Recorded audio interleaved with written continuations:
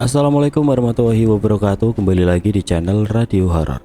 Untuk kisah kali ini masih ada sebuah cerita yang ditulis oleh akun Twitternya @walensky10. Dan untuk kisah yang akan saya bawakan kali ini yaitu sebuah kisah yang berjudul Tetangga Sebelah. Dan sebelum kita lanjut ke ceritanya, tekan dulu tombol like video ini dan jangan lupa tekan juga tombol subscribe channel ini.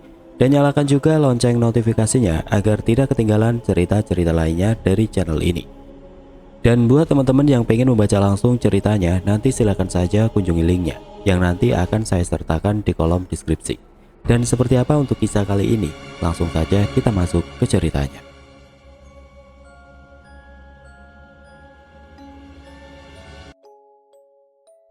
Brak! Toro dan Wati terkejut sampai bangun dari tidurnya. Sejenak keduanya terheran-heran saling pandang satu sama lain. Kayaknya dari rumah sebelah, Pak. Wanti berbisik lirih sambil coba pasang telinga. Iya, Bu. Ada apa ya? Toro menanggapi spontan mengernyitkan dahi. Lalu suara-suara berisik itu terdengar lagi. Asalnya memang dari rumah sebelah. Suara tamparan dan pukulan yang berulang-ulang dibarengi suara tangis seorang wanita yang terdengar pilu memohon ampunan. Ampun, Mas. Ampun.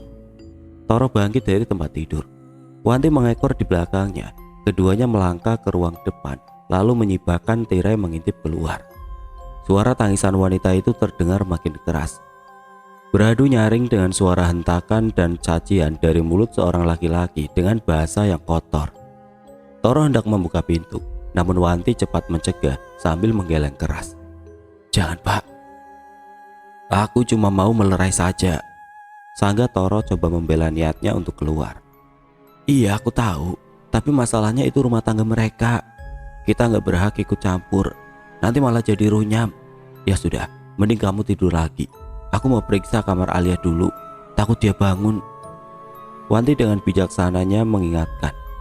Walau sebenarnya tidak puas, akhirnya Toro memenuhi permintaan istrinya. Dia kembali masuk ke dalam kamar untuk melanjutkan tidurnya yang sempat terganggu. Wanti pergi ke kamar Alia, hendak memastikan apakah putrinya yang berusia 5 tahun itu juga ikut terbangun. Wanti membuka pintunya lalu mengintip. Dia jadi lega, anaknya masih tidur dengan nyenyaknya. Wanti kembali masuk ke dalam kamar menyusul suaminya, diiringi suara tangisan yang masih terdengar meratap dari rumah sebelah yang begitu pilu dan amat menyayat hati. Toro dan Wanti adalah pasangan suami istri yang bermukim di sebuah komplek perumahan yang terletak di satu kota kabupaten yang tidak jauh dari Jakarta. Komplek perumahan yang tergolong baru dengan penghuninya yang masih sangat sedikit. Dalam satu blok, terbilang masih banyak rumah-rumah yang kosong tidak berpenghuni. Sebagian ada yang terawat dengan baik karena sang pemilik rutin datang untuk membersihkan rumah atau sekedar menengok. Namun ada pula yang dibiarkan terbengkalai hingga temboknya mulai kusam dengan halaman yang ditumbuhi rumput liar yang kian meninggi. Ada banyak alasan mengapa rumah-rumah itu belum ditempati atau dibiarkan kosong. Tapi kebanyakan rumah-rumah itu sengaja dibeli untuk dijadikan aset investasi jangka panjang. Karena harganya yang tergolong murah dan diharapkan akan meningkatkan nilai jualnya di tahun-tahun ke depan. Seperti halnya area Blok C tempat di mana keluarga Toro tinggal. Susunan rumah yang berderet saling berhadapan itu dihuni tidak lebih dari 3 keluarga saja. Sisanya kosong. Hanya ada Pak Samsudin yang tinggal sendirian di rumah paling ujung, serta keluarga Toro dan keluarga Pak Faisal yang kebetulan rumahnya saling bersebelahan di ujung satunya lagi. Selama tinggal di situ mereka jarang sekali berinteraksi. Tapi wajar saja, karena Pak Samsudin seorang pedagang yang jarang ada di rumah. Dia sering pergi keluar kota, keluarganya pun masih ada di Sumatera. Sedangkan Toro adalah seorang buruh pabrik yang sering pulang malam. Lalu Pak Faisal, yang entah apa pekerjaannya, jarang sekali keluar rumah. Tapi biar begitu, Toro tetap coba menjalin silaturahmi dengan tetangganya yang hanya segelintir orang itu. Dia sesekali mengunjungi rumah mereka pada saat dia libur kerja demi terciptanya rasa keakraban. Pak Samsudin yang ternyata amat ramah pun menyambut niat baik Toro. Dia juga kerap balas berkunjung bila sedang ada waktu luang. Namun tidak dengan Pak Faisal. Sejak tinggal di situ, dia dan keluarganya hampir tidak pernah keluar rumah. Mereka hanya keluar bila ada keperluan saja. Tadinya Toro heran kenapa Pak Faisal dan keluarganya seperti membatasi diri. Tapi Pak RT sempat cerita kalau Pak Faisal terjerat hutang yang lumayan besar hingga membuat dia dan keluarganya sengaja pindah dari Jakarta untuk menghindar dari kejaran para penagih hutang. Di rumah Pak Faisal ada beberapa orang anggota keluarga. Ada Bu Mirna, istrinya Pak Faisal. Ada Feby, putri mereka satu-satunya yang berusia sebaya dengan Alia. Dan ada Bu Fatimah, ibu mertua dari Pak Faisal yang sakit stroke hingga harus duduk di kursi roda. Dari kesemua orang itu hanya Feby yang kadang main keluar rumah. Itu pun hanya ke rumah Toro untuk bermain bersama Alia. Sepertinya Pak Faisal tidak tega terus mengurung putrinya di dalam rumah. Barangkali dia sadar, biar bagaimanapun, Feby adalah seorang anak yang butuh teman dan ruang gerak yang lebih luas, agar bisa tumbuh kembang sebagaimana semestinya. Toro pun tidak keberatan karena putrinya jadi punya teman bermain di lingkungan yang masih lengang ini. Toro juga sempat beberapa kali berkunjung ke rumah Pak Faisal demi terciptanya iklim bertetangga yang harmonis. Namun semua usaha Toro itu ternyata tidak mendapatkan balasan yang setimpal. Pak Faisal begitu menyebalkan. Saat Toro berkunjung, Pak Faisal tidak terlalu antusias dalam menerima tamunya itu. Dia terkesan malas-malasan menjawab bila diajak ngobrol. Hanya Bu Mirna yang coba bersikap ramah, layaknya tuan rumah yang baik. Akibat dari sikap Pak Faisal itu, Toro jadi enggan untuk datang kembali. Dia lebih memilih berkunjung atau ngobrol dengan Pak Samsudin yang memberi respon jauh lebih ramah. Tapi kadang Wanti sering coba bertegur sapa dengan Bu Mirna saat wanita itu pulang dari pasar atau sedang membawa ibunya keluar berjemur di pagi hari. Sebenarnya Bu Mirna ingin menanggapi dan ngobrol lebih lama, namun baru sebentar Pak Faisal kerap sudah berteriak memanggil dari dalam rumah, meminta istrinya untuk segera masuk. Namun malam itu terdengar suara ribut-ribut dari rumah Pak Faisal. Suara pukulan dan tamparan yang disertai suara tangisan Bu Mirna yang meratap memohon ampun membuat Toro jadi tidak tega dan sempat berniat untuk melerai sebelum akhirnya dilarang oleh Wanti. Esok harinya Wanti yang pagi itu sedang menyapu halaman melihat Bu Mirna yang keluar rumah sambil mendorong Bu Fatimah yang duduk di kursi roda. "Selamat pagi Bu Mirna." "Selamat pagi Bu Fatimah, mau berjemur ya?" Wanti menyapa dengan ramahnya. Bu Mirna membalas dengan senyuman tertahan sambil mengangguk. Bu Fatimah tidak mampu merespon karena wanita tua itu memang kesulitan bicara semenjak dia sakit. Wanti coba mendekati mereka untuk bisa ngobrol lebih intim lagi. Tapi Bu Mirna nampak gugup saat Wanti datang mendekat. Wanita itu terus menunduk seolah coba menyembunyikan wajahnya. Wanti yang tadinya hendak melanjutkan obrolan langsung terkejut saat melihat wajah Bu Mirna yang nampak biru lebam dengan beberapa luka menghiasi kening dan juga bibirnya. "Ya Allah Bu, itu mukanya kenapa?" tanya Wanti sampai merinding ngilu. "Semalam saya jatuh Bu," jawab Bu Mirna sekenanya terdengar malu. Wanti cuma mengangguk, walaupun dia tahu kalau sebenarnya Bu Mirna bohong. Namun sengaja ia tidak ingin membahasnya lebih lanjut demi menjaga perasaan tetangganya itu. Tiba-tiba Feby datang setengah berlari keluar dari dalam rumahnya dengan rambut yang masih basah dan bedak yang nampak celemotan. "Tante, Alia udah bangun belum? Feby mau main sama Alia." "Sudah sayang, Alia sekarang lagi sarapan sambil nonton TV. Kamu langsung masuk aja ya ke rumah," jawab Wanti setengah membungkuk sambil tersenyum. Anak itu pun langsung berlari dengan riangnya masuk ke dalam rumah Wanti sambil berteriak, "Alia, main yuk." Wanti tersenyum lalu kembali melanjutkan obrolannya dengan Bu Mirna yang sempat terputus. "Pak Faisal sudah berangkat Bu." Wanti coba berbahasa basi sambil tersenyum kepada Bu Fatimah yang nampak lemah duduk di atas kursi roda. Enggak Bu, suami saya masih tidur," jawab Bu Mirna sambil terus menundukkan wajah. Namun tiba-tiba terdengar suara Pak Faisal yang sepertinya sudah bangun dan langsung berteriak keras memanggil dari dalam rumahnya. "Mirna, ngapain kamu di situ?" Bu Mirna terkejut lalu jadi gelagapan sendiri. Dia dengan paniknya bergegas masuk ke dalam rumah hingga tanpa sadar meninggalkan ibunya yang masih di luar bersama Wanti. Lalu dari dalam sana kembali terdengar suara Pak Faisal yang menghardik dengan lantang dan kasar. "Dasar goblok, kenapa ibumu gak sekalian kamu bawa masuk?" Lagi-lagi terlihat Bu Mirna melangkah tergesa-gesa keluar rumah, menghampiri ibunya dan Wanti yang cuma bisa diam tidak berani berkomentar. "Maaf Bu, saya masuk dulu." Bu Mirna pamit dan langsung membawa ibunya masuk ke dalam rumah. Wanti cuma bisa geleng-geleng kepala dengan hati miris melihat kejadian yang baru saja dia saksikan. Lalu muncul Pak Faisal di depan pintu. Sesaat dia menatap dingin ke arah Wanti yang coba melemparkan senyuman ramah. Tapi alih-alih membalas, lelaki itu malah kembali masuk lalu menutup pintunya rapat-rapat. "Astagfirullah.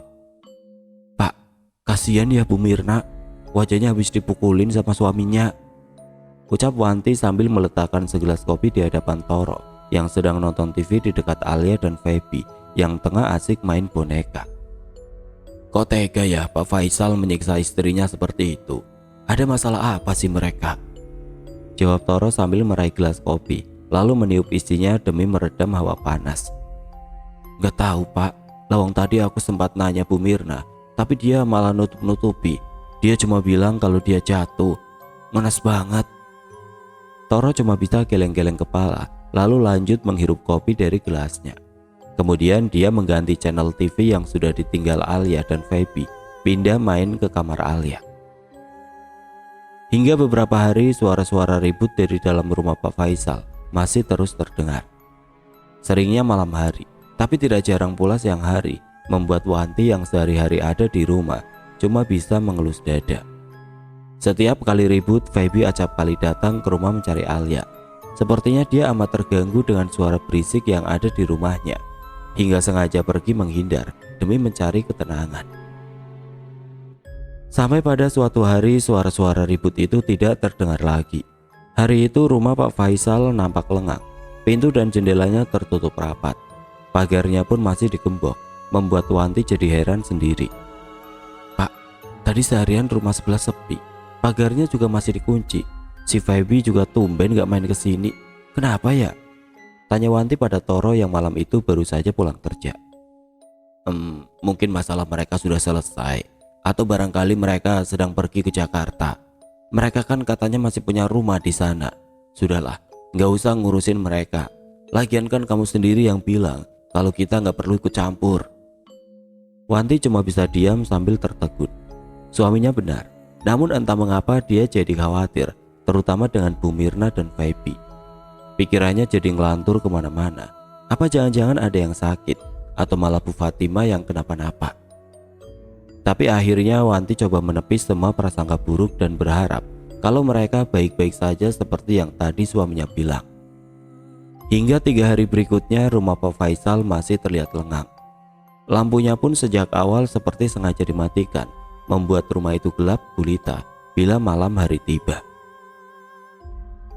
Sampai pada akhirnya, Alia, main yuk."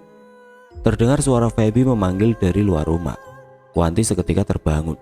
Dilihatnya jam dinding yang menunjukkan tepat pukul 1 tengah malam. Sejenak dia diam coba menyimak.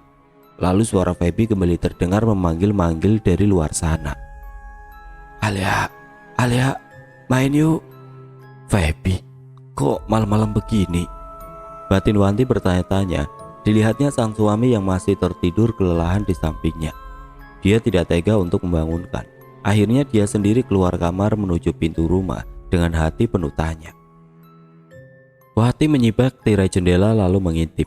Di sana dilihatnya Feby yang diam berdiri mematung di tepi jalan, persis di depan pintu pagar yang tertutup. Wanti langsung memutar anak kunci lalu segera membuka pintu. Tapi dia jadi terkejut. Feby tidak ada lagi di sana. Loh, kemana dia? Wanti penasaran. Bergegas keluar melintasi teras lalu berdiri di depan pintu pagar sambil selingukan mencari-cari. Namun sepi, Feby tidak ada. Hanya ada jalanan lengang yang temaram diterangi cahaya lampu yang redup. Wanti bingung. Dia berpikir hingga akhirnya berkerut. Dia yakin kalau tadi melihat Feby, tapi sekarang anak itu kemana? Benak Wanti berontak minta jawaban. Lalu dia melongo ke rumah sebelah, tapi sepi, lampunya pun mati. Sama seperti beberapa hari belakangan ini. Dugaannya kalau keluarga Pak Faisal yang pergi ke Jakarta dan kini sudah kembali jadi tidak terbukti. Akhirnya Wanti kembali masuk ke dalam rumah dengan benaknya yang masih ribut. Akal sehatnya bilang kalau semua hanya halusinasi. Tapi batinnya terus meyakini kalau tadi dia benar-benar melihat Feby. Malam berikutnya Wanti yang baru pulang mengaji dari masjid dengan mengajak Alia. Jadi heran ketika Alia tiba-tiba berteriak memanggil saat mereka baru saja tiba persis di depan pintu pagar rumah. "Feby, kamu lagi ngapain?" Melihat hal itu Wanti kaget langsung bertanya. "Kamu manggil siapa, Nak?" "Itu Bu, Feby lagi main sendirian. Padahal kan di sana gelap. Ngapain dia main di situ?" Jawab Alia sambil menuju ke arah sebuah rumah kosong tidak jauh dari tempat mereka berdiri. Wanti ikut melihat ke arah yang Alia tunjuk, tapi dia jadi bingung sendiri karena merasa tidak melihat apa-apa. Seketika hatinya jadi khawatir. Kamu salah lihat kali. Di sana nggak ada siapa-siapa." "Itu Bu, masa Ibu nggak lihat? Feby lagi dada-dada panggil Alia. Alia boleh main nggak Bu? Sebentar saja, kasihan Feby sendirian." Demi mendengar hal itu, bulu kuduk Wanti langsung merinding. Dia menduga kalau Alia sedang melihat hantu. Sesuatu yang selama ini dikhawatirkannya mengingat banyaknya rumah kosong di sekitar sini yang orang bilang sering jadi tempat para demit dan makhluk halus bersarang. Tanpa banyak bicara, Wanti langsung mengajak putrinya masuk. Alia pun menurut. Namun sebelum masuk, anak itu masih sempat berteriak, "Feby, aku masuk dulu ya, mainnya besok aja." Beberapa jam kemudian Toro yang baru pulang kerja melihat Bu Mirna berdiri mematung di teras rumahnya yang gelap. Tidak biasanya dia begitu, apalagi malam-malam begini. Toro hendak menyapa sekalian menanyakan kabar wanita itu berikut keluarganya. Jujur saja sebenarnya Toro juga cemas dengan keadaan mereka yang sudah beberapa hari tidak menampakkan batang hidungnya. Toro mematikan mesin motor lalu turun sambil membuka resleting jaketnya. Matanya terus memandang ke arah Bu Mirna yang masih diam berdiri sambil menatap kosong ke depan. Tubuhnya hanya terlihat setengah ke atas karena terhalang tembok pagar. "Apa kabar Bu Mirna?" Toro coba berbahasa basi, namun Bu Mirna tetap diam. Mungkin dia tidak mendengar. Mungkin dia sedang melamun. Begitu batin Toro coba memaklumi. Akhirnya Toro mengalah untuk melangkah mendekat sampai ke depan pintu pagar rumah tetangganya itu dan langsung kaget bukan kepala. "Ya Allah!" Toro melihat Bu Mirna berdiri dengan perutnya yang nampak basah bersimpah darah. Toro tersulut mundur 2 langkah, kakinya mendadak lemas, dadanya berdegup keras. Dia sebenarnya ingin mendekat untuk memastikan, tapi kakinya mendadak layu, bagai tidak bertenaga. Namun tiba-tiba, "Pak, lagi ngapain kamu?" Toro bagai tersadar saat melihat Wanti yang sudah berdiri di dekatnya dengan wajah terheran-heran. Itu Bu Mirna terluka," sahut Toro sambil menunjuk ke arah di mana Bu Mirna berdiri. Tapi dia jadi melongo saat melihat arah yang ditunjuknya kosong. Bu Mirna tidak ada lagi di situ. "Mana nggak ada siapa-siapa." Wanti ikut bingung memandang ke arah yang Toro maksud. Keduanya kini saling pandang dengan pikirannya masing-masing. Namun Toro yang sudah kembali menguasai diri coba meredam suasana yang makin menjurus seram. Mungkin aku salah lihat. Kayaknya aku kecapean. Ya sudah, ayo kita masuk. Perutku sudah lapar." Toro langsung berbalik pergi kembali ke rumahnya.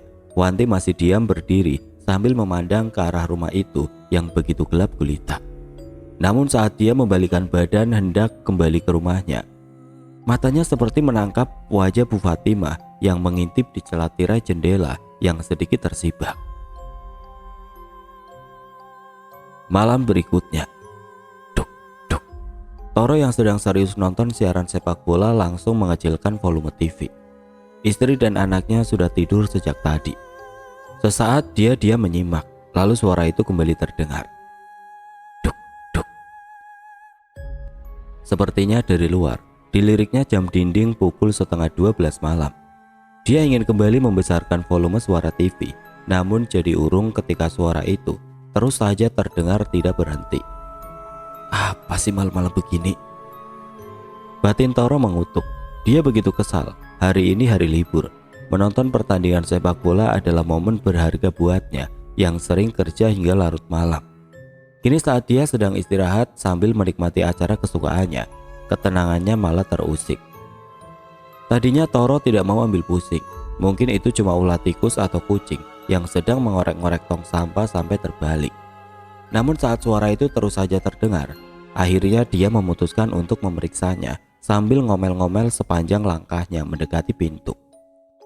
Toro membuka pintu lalu berdiri bertolak pinggang sambil memperhatikan sekelilingnya. Tapi tidak ada apa-apa. Semuanya masih tetap pada tempatnya. Tong sampahnya pun tidak terbalik. Tapi suara itu terus saja terdengar. Kini Toro baru sadar, asalnya dari teras rumah sebelah. Toro mendekati pagar tembok pembatas antara dua rumah yang tingginya hanya sebatas dada. Namun ketika akhirnya dia sampai di situ, lalu melongok, matanya langsung mendelik seolah tidak percaya. Ada kursi roda yang nampak kosong bergerak-gerak sendiri maju mundur, membentur-bentur pintu rumah sebelah. Duk, duk. Toro bersulut mundur, namun matanya tidak kuasa berpaling untuk terus menatap ke arah kursi roda yang tidak henti-hentinya bergerak, membentur-bentur daun pintu. Toro cepat-cepat berbalik masuk ke dalam rumah, lalu mengunci pintunya rapat-rapat. Sejenak dia masih berdiri bersandar di balik pintu, dengan detak jantung yang melonjak drastis. Toro yakin dengan apa yang dilihatnya. Namun akalnya tidak kuasa menjelaskan. Apa itu tadi? Apakah aku baru saja melihat hantu? Begitu pikirnya coba menerka-nerka. Tapi dia tidak bisa menemukan jawabannya. Dia ingin sekali kembali ke sana, sekedar untuk memastikan. Namun pikirannya yang tidak karuan tegas melarang. Akhirnya dia mematikan TV, langsung masuk ke dalam kamar, berniat untuk tidur demi melupakan peristiwa tadi. "Pak, kamu cium bau bangkai enggak?" tanya Wanti pada Toro yang pagi itu baru saja duduk hendak sarapan di meja makan. "Iya Bu, ada tikus mati di mana ya?"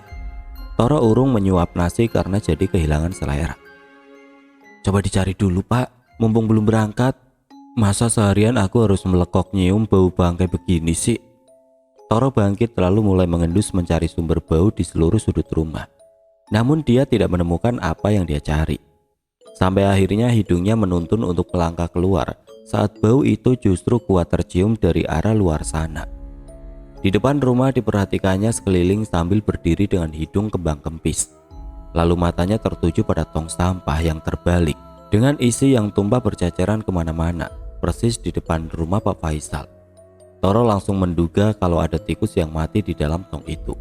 Dia pun mendekat, lantas coba memeriksanya dengan setangkai ranting yang kini ada dalam genggamannya. Tapi Toro tidak juga menemukan apa-apa. Namun bau itu kini justru tercium dari rumah Pak Faisal. "Gimana Pak? Ketemu?" teriak Wanti dari depan pagar rumah. "Iya Bu, tapi kayaknya baunya dari dalam sana," saut Toro sambil menunjuk-nunjuk ke arah rumah Pak Faisal. "Walah, terus gimana? Orang rumahnya nggak ada. Masa bau begini mereka tenang-tenang aja?" balas Wanti sambil melangkah mendekati suaminya. "Ya mana aku tahu Bu. Kamu kan lihat sendiri. Sudah beberapa hari ini rumahnya sepi," keluh Toro. "Aduh, terus gimana Pak? Masa kita diem aja? Apa nggak bisa kamu telepon Pak Faisal? Siapa tahu mereka nggak kemana-mana. Mungkin saja selama ini mereka ada di dalam rumah." Wanti kembali memberi masukan. "Telepon gimana? Lah wong aku nggak punya nomornya."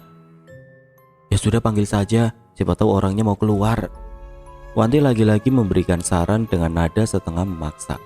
Akhirnya Toro memberanikan diri berteriak, memanggil di depan pintu pagar rumah Pak Faisal yang terkunci. "Assalamualaikum Pak Faisal." Namun hening, tidak ada jawaban sama sekali. Toro dan Wanti saling pandang, lalu Wanti coba ikut memanggil dengan suaranya yang cempreng, memekakkan telinga. Bu Mirna." Sama saja, tidak ada tanda-tanda respon dari dalam sana, membuat pasangan suami istri itu jadi tidak tahu lagi harus bagaimana. Lalu tiba-tiba terdengar suara yang memanggil mereka dari kejauhan. "Pak Toro, Bu Arti, lagi ngapain?" Keduanya pun menoleh dan langsung melambaikan tangan ke arah Pak Samsudin yang sedang berdiri di depan pintu pagar rumahnya. "Pak, sini Pak," panggil Toro sambil melambaikan tangan meminta Pak Samsudin untuk cepat mendekat. "Ada apa? Mbak, kok bau begini sih?" keluh Pak Samsudin ketika dia akhirnya tiba di situ. "Iya Pak, sepertinya dari dalam sana. Sudah saya panggil-panggil dari tadi tapi nggak ada yang keluar," keluh Toro. "Oh, kalau Pak Faisal mungkin nggak ada. Saya lihat beberapa malam yang lalu dia pergi sendirian sambil bawa tas besar. Tapi waktu saya sapa, dia malah melengos langsung buru-buru pergi." "Tapi memang beberapa hari ini rumahnya sepi Pak. Apa jangan-jangan Pak Faisal belum pulang ya?" sangka Wanti. "Coba saja panggil lagi, mungkin mereka masih tidur," saran Pak Samsudin. Akhirnya ketiga orang itu saling bergantian memanggil-manggil, namun tetap saja tidak ada jawaban dari dalam sana. Kini Wanti jadi khawatir. Jujur saja dia masih ngeri mengingat betapa memprihatinkannya kondisi Bu Mirna saat terakhir kali mereka bertemu. "Aduh Pak, jangan-jangan ada yang gak beres. Aku takut Bu Mirna kenapa-napa," Wanti berucap dengan wajah yang berubah jadi tegang. "Iya Pak Toro, Bu Wanti benar. Ini pasti ada yang gak beres. Bau seperti ini sepertinya bukan sekedar bau bangkai tikus," ujar Pak Samsudin coba memberi pendapat. "Ya, tapi kita nggak bisa main masuk begitu saja Pak. Nanti malah jadi salah paham. Apa nggak sebaiknya kita lapor Pak RT saja?" Mereka pun saling sepakat. Akhirnya saat itu juga mereka pergi mendatangi Pak Salamun, sang ketua RT yang rumahnya tidak jauh dari situ. Di hadapan Pak Salamun mereka langsung menceritakan tentang bau bangkai tadi, sekaligus tentang kejadian ribut-ribut antara Pak Faisal dengan istrinya yang berujung pada kekerasan. Dan juga tentang perginya Pak Faisal yang disaksikan oleh Pak Samsudin beberapa malam yang lalu. Kini mereka semua sudah ada di depan pagar rumah Pak Faisal yang masih terkunci. Pak Salamun langsung meringis sambil menutup hidungnya. Sesaat dia menimbang-nimbang, lalu akhirnya memutuskan agar nekat masuk saja. Toro dan Pak Samsudin langsung memanjat pagar. Sebentar saja keduanya sudah berdiri di depan pintu rumah yang tertutup rapat. Sejenak keduanya saling pandang. Lalu Toro coba mengetuk pintu sambil memanggil-manggil. "Pak Faisal, Bu Mirna, Febi." Namun tetap tidak ada jawaban. Toro dan Pak Samsudin menoleh seolah minta petunjuk kepada Pak Salamun yang masih berdiri di luar. Pak Salamun diam berpikir sebentar. Firasatnya mengatakan kalau ada sesuatu yang tidak beres. Hingga akhirnya dia mantap ambil keputusan. "Dobrak saja." Demi mendengar perintah Pak Salamun, Toro dan Pak Samsudin bersamaan menghantam daun pintu dengan bahu mereka hingga berkali-kali dan akhirnya brak. Pintu rumah itu pun jebol. Aroma bau bangkai langsung menyeruak keluar dari dalam ruangan yang begitu gelap dan pengap. Toro dan Pak Samsudin spontan meringis sambil memalingkan wajah. Keduanya berkali-kali meludah demi meredam rasa mual.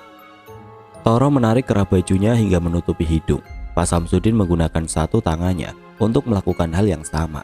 Lalu keduanya melangkah hati-hati masuk ke dalam sambil terus memanggil-manggil. "Bu Mirna, Pak Faisal, ini saya Pak Toro dan Pak Samsudin. Kalian ada di mana? Kami masuk ya," teriak Toro sambil terus melangkah diiringi Pak Samsudin. Namun sunyi, tetap tidak ada jawaban. Saat keduanya tiba di dekat sebuah kamar, betapa terkejutnya mereka begitu melihat ada banyak bercak darah mengering yang berceceran di lantai. "Astagfirullah." Pak Samsudin spontan menghentikan langkah. Toro pun ikut berhenti. Mata keduanya lantas jelalatan memandangi ceceran darah itu sambil coba menerka-nerka. Pak Samsudin menunjuk-nunjuk seolah memberitahu kalau ternyata ceceran darah itu terus masuk ke dalam kamar. Sebentar keduanya saling diam. Pikiran mereka liar dengan segala kemungkinan yang berakhir buruk. Toro meraih gagang pintu kamar dan coba membukanya. Namun dia jadi kecewa saat mendapati pintunya terkunci.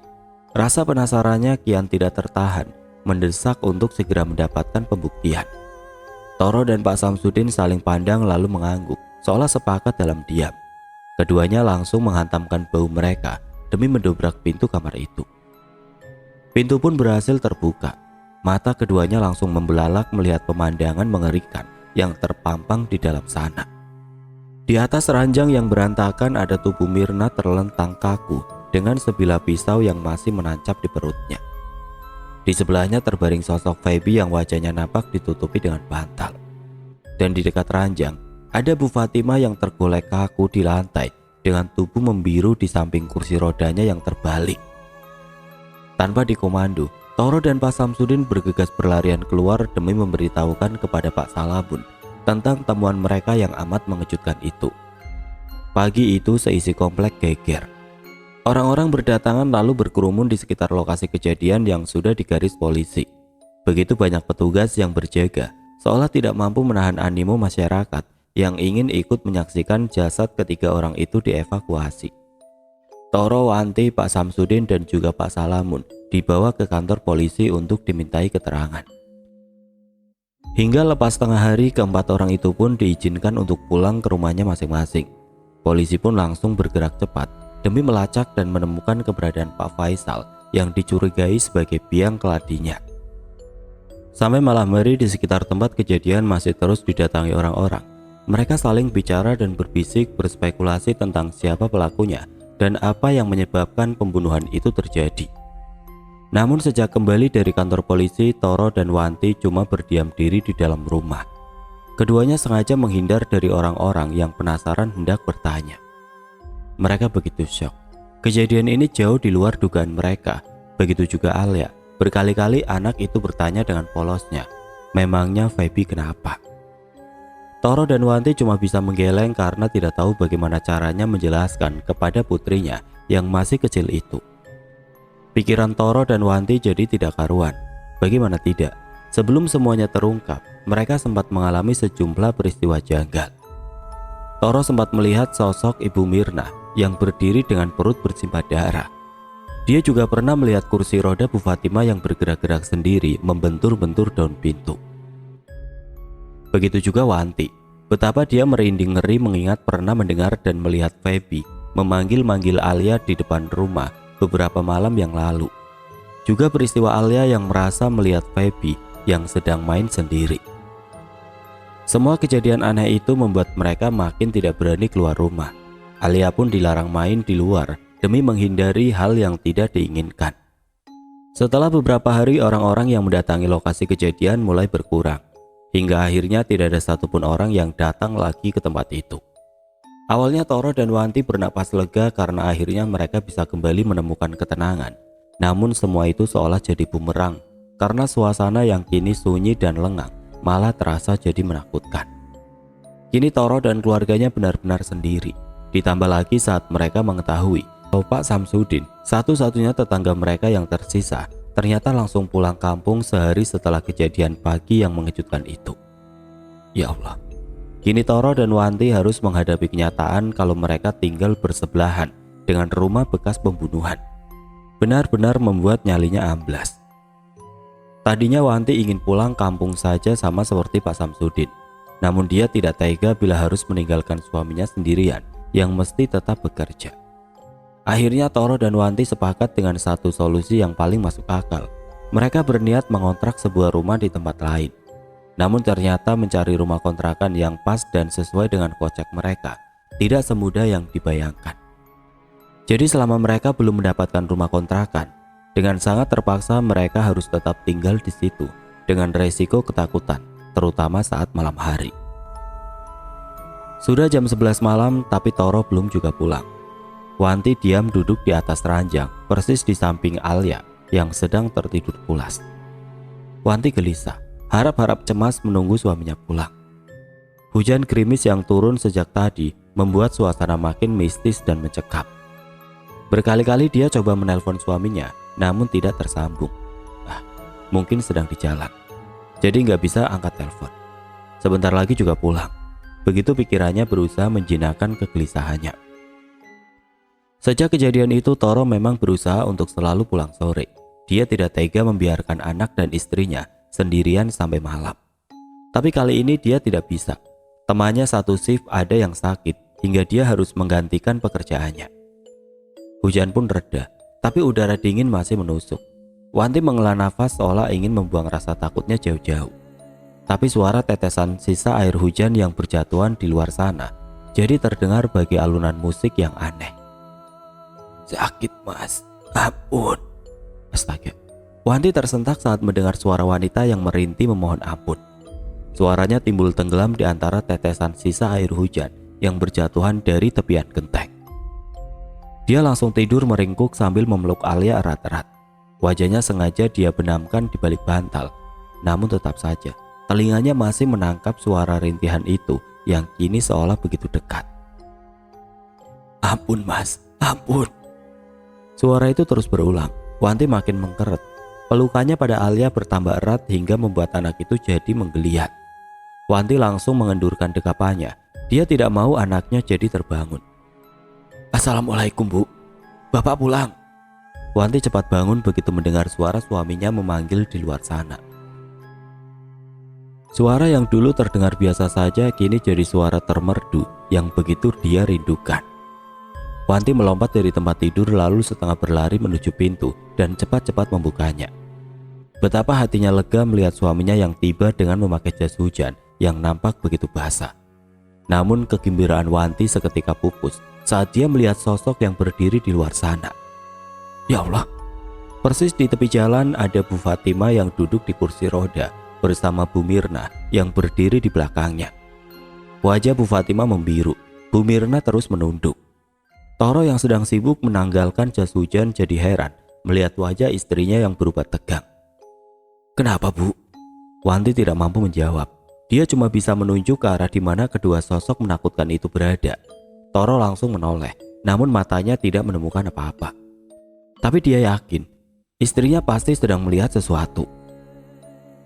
"Ayo masuk." Toro merangkul istrinya lalu membawanya masuk ke dalam, meninggalkan jas hujannya yang belum sempat dia lipat. Ditutupnya pintu rapat-rapat. Toro terus merangkul istrinya dan membawa masuk ke dalam kamar. Dilihatnya Alia yang masih tertidur pulas. "Kamu tidur aja temani Alia, nanti aku nyusul, mau mandi dulu," ucap Toro dengan nada setenang mungkin, berusaha terlihat kuat di hadapan istrinya. Malam yang lain Toro berdiam di dalam rumah sambil menonton TV. Dia sudah pulang sejak sore tadi. Istrinya sedang pergi mengaji selepas maghrib. Alia sengaja tidak ikut. Anak itu kini sedang main sendirian di dalam kamarnya. Tapi tiba-tiba Alia keluar dari dalam kamar dan langsung mendekati Toro, lalu berbisik lirih dekat telinga bapaknya. "Pak, ada Feby di dalam kamar." Jantung Toro mau loncat, namun dia coba menguasai diri. Dia tidak ingin putrinya jadi takut. Toro coba tersenyum seolah semuanya baik-baik saja. "Masa iya?" ucap lelaki itu berusaha terdengar biasa. Alia mengangguk, lalu meminta tolong pada bapaknya. "Ambilin boneka Alia pak, Alia nggak mau kalau nanti dibawa Feby." Toro terdiam, sejenak jadi ragu. Ini Alia jujur atau mengada-ngada. Namun dia tidak mau mengecewakan putrinya. Akhirnya dia melangkah menuju kamar diikuti Alia dari belakang. Kini Toro berdiri di depan pintu. Alia sembunyi di balik kedua kaki Toro sambil mengintip. "Di mana?" Toro bertanya singkat. Alia menunjuk ke arah kolong tempat tidur. Pelan-pelan Toro melangkah masuk meninggalkan Alia yang dia menunggu di depan pintu. Kini Toro sudah ada di samping tempat tidur. Dia kembali menoleh ke arah anaknya. Alia pun mengangguk, seolah menyampaikan kalau bapaknya ada di tempat yang benar. Toro sejenak diam. Dadanya berdebar-debar. Walaupun Alia belum tentu benar, namun ketegangan ini tetap saja melelahkan nyali. Perlahan-lahan dia pun membungkuk, melongok ke kolong tempat tidur. Astaga! Toro seketika membatu. Sekujur tubuhnya seolah jadi kaku. Ada Alia yang meringkuk di bawah sana sambil memeluk boneka. Lantas anak itu berbisik lirih sambil menaruh telunjuk di depan bibirnya. "Pak, jangan kasih tahu Feby kalau Alia ngumpet di sini. Nanti boneka Alia direbut lagi," ucapnya sambil melirik ke arah pintu kamar. Ya Allah! Toro spontan menoleh ke arah pintu. Kosong, tidak ada siapa-siapa. Toro bingung. Dia linglung, lalu kembali melongok ke kolong tempat tidur di mana ada Alia yang masih meringkuk memeluk bonekanya erat-erat. Toro sadar ada yang tidak benar, namun hatinya yakin kalau itu benar-benar Alia yang ada di kolong tempat tidur. Lalu yang tadi siapa? Membayangkannya saja Toro tidak berani. Toro langsung meminta Alia untuk keluar. "Ayo sayang, jangan takut, ada bapak di sini." Alia menurut pelan-pelan keluar dari kolong tempat tidur, lalu menyorongkan kedua tangannya meminta digendong. Toro menyambut uluran tangan anaknya, lalu membawanya keluar dari dalam kamar. "Assalamualaikum," Pak Toro, Wanti. Waalaikumsalam. Toro dan Wanti menyaut serempak. Wanti segera membuka pintu dan mendapati Pak Salamun yang berdiri di depan pintu pagar. Pak RT, mari masuk Pak, ucap Wanti sambil mendekati pagar lalu membuka pintunya. Pak Toro ada di rumah? Tanya Pak Salamun masih berdiri menunda langkah. Ada Pak, kebetulan hari ini dia libur, jawab Wanti yang langsung mengantar Pak Salamun masuk ke dalam rumah. Pak Salamun, wah silahkan duduk Pak. Tumben pagi-pagi begini sudah mampir kemari. Toro berdiri menyambut lalu mempersilahkan tamunya duduk. Iya Pak, saya ada berita baru. Pak Faisal sudah ketangkep, jawab Pak Salamun sesaat setelah duduk di hadapan Toro yang langsung tercengang mendengar kabar yang baru saja disampaikan. Yang benar Pak, gimana ceritanya? Toro bertanya begitu antusias. Kemarin saya dapat panggilan lagi ke kantor polisi. Di sana saya dapat info kalau Pak Faisal sudah ketangkep. Rupanya selama ini dia sembunyi di rumah familinya. Oh begitu, syukurlah, Tono berucap lega. Silakan diminum Pak. Wanti datang sambil membawa air minum lalu meletakkannya di hadapan Pak Salamun. Bu, Pak Faisal sudah ketangkep, ucap Toro. Ah, kapan? Di mana? Saut Wanti lalu duduk dengan wajah kaget dan mata yang membesar. Pak Salamun pun kembali menceritakan kabar berita yang tadi sudah dia sampaikan kepada Toro. Terus Pak Faisal ngaku nggak kalau dia yang bunuh? Kalau iya, apa sebabnya? Wanti memberondong Pak Salamun dengan semua pertanyaan yang selama ini membuatnya penasaran. Ya, dia ngaku, tapi motifnya itu loh, saya nggak nyangka sama sekali, jawab Pak Salamun yang membuat Toro dan Wanti jadi tambah penasaran. Memangnya apa sebabnya Pak? Tanya Wanti tidak sabaran. Pak Salamun akhirnya mulai bicara. Toro dan Wanti nampak diam serius menyimak. Jadi awalnya sejak mereka masih tinggal di Jakarta, Pak Faisal itu sejak dulu ingin punya anak satu lagi. Pengennya si laki-laki, biar pas sepasang. Tapi sampai Feby besar, hasilnya belum ada. Bu Mirna belum hamil juga, padahal dia nggak KB. Lantas belum lama, kira-kira beberapa hari sebelum kejadian itu, Pak Faisal memutuskan untuk mengajak istrinya periksa ke dokter. Takut ada masalah. Tapi di sana Pak Faisal justru dapat kabar yang mencengangkan. Kabar apa Pak? Wanti menyela cepat. Ternyata Pak Faisal selama ini mandul. Dia jelas heran dan langsung marah. Lalu Feby itu anak siapa? Ya Allah, serius Pak? Toro minta diyakinkan. Cerita ini meleset terlalu jauh dari dugaannya. Iya, tapi Bu Mirna selalu mengelak. Itu yang membuat Pak Faisal jadi emosi sampai akhirnya tega menganiaya istrinya. Tapi walaupun sudah berkali-kali dipukuli, Bu Mirna tetap gak mau ngaku. Dia malah bilang kalau hasil tesnya salah. Tapi saat Pak Faisal minta tes ulang di tempat lain, Bu Mirna selalu saja mengelak dengan berbagai macam alasan.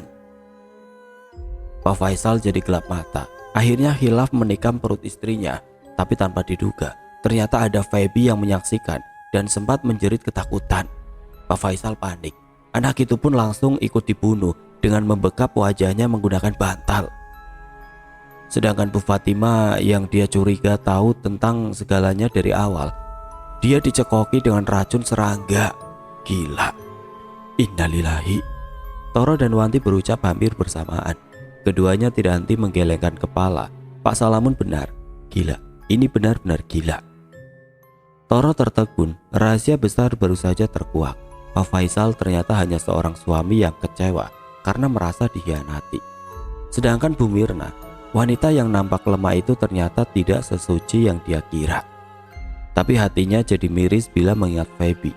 Betapa anak itu tidak tahu apa-apa, namun harus tewas dengan cara yang begitu mengenaskan. Malang benar nasibnya. Lalu Pak Salamun kembali bicara memecah lamunan Tono. Saya ada kabar satu lagi. Kalau yang ini, kalian pasti senang.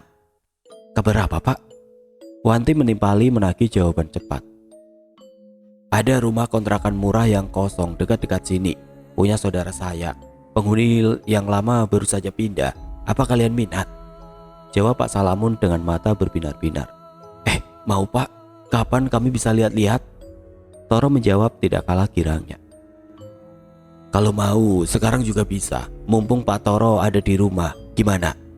Ayo Pak, sebentar saya ganti baju dulu. Sahut Toro tersenyum sambil memandang ke arah istrinya yang juga ikut tersenyum sumringah.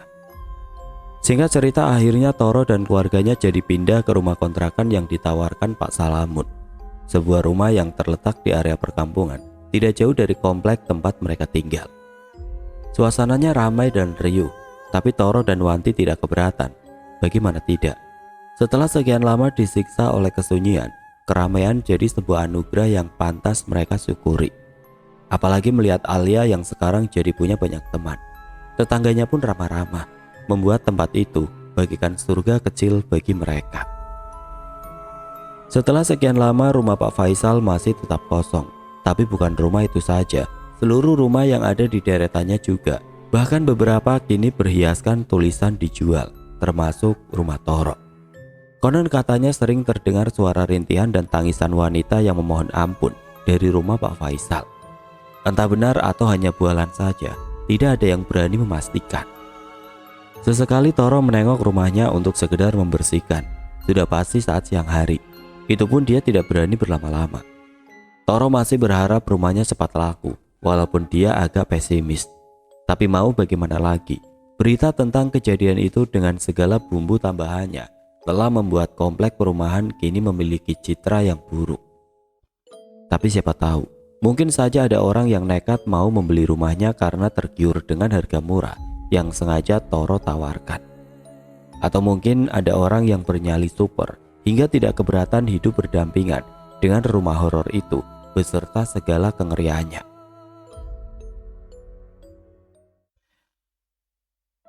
Oke teman-teman, sekian untuk kisah kali ini. Bagaimana menurut kalian tentang kisah ini? Tulis komentar kalian di kolom komentar. Dan semoga apa yang sudah saya sampaikan dalam kisah ini dapat dijadikan pembelajaran untuk kita semua. Dan buat teman-teman yang baru bergabung, jangan lupa untuk like, komen, share, serta subscribe channel ini. Dan nantikan kisah-kisah horor berikutnya tetap di channel Radio Horor. Wassalamualaikum warahmatullahi wabarakatuh.